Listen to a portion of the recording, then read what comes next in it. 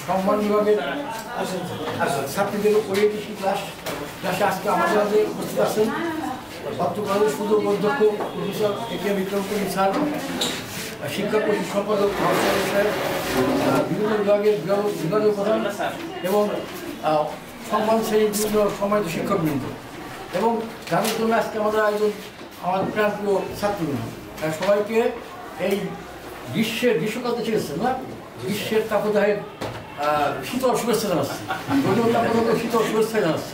তোমরা সবাই শীতল হও, শান্ত হও, জীবনটাও শীতল এবং শান্ত স্নিগ্ধ হয়ে যাক, এটাই আমরা চাই।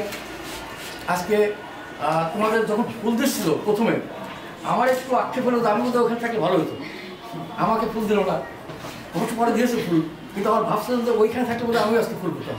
তবে আজ থেকে প্রায় 35 বছর আগে আমিও তোমাদের মতো ওইখানে বসেছিলাম, আমাদেরও এরকম ফুল দিয়ে বরণ করেছিল।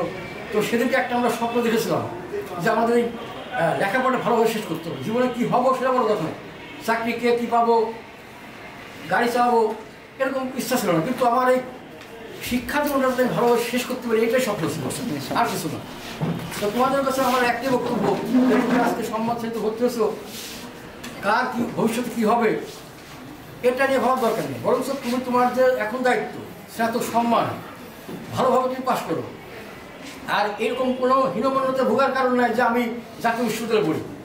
এটাই আমাদের এখানে যত শিক্ষক আছে সবাই বাংলাদেশের যত প্রাইভেট ইউনিভার্সিটি আছে তাদের সাথে ভালো শিক্ষক।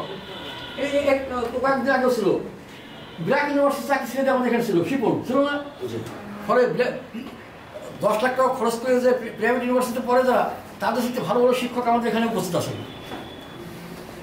এরকম কোনো চিন্তার কোনো কারণে যে আমরা বোধহয় একটা ছোটো করে দেবো, এখানে যারা শিক্ষক এরা বাংলাদেশের সর্বোচ্চ শিক্ষিত এবং বিসিএস করে আসছে। তো গতকালকে 2 ম্যাডাম জয়েন করছে, তোমাকে দেখা হয়েছে ম্যাডাম একটু দাঁড়ান, গতকাল 2 ম্যাডাম জয়েন করেছে, একজন বাংলার একজন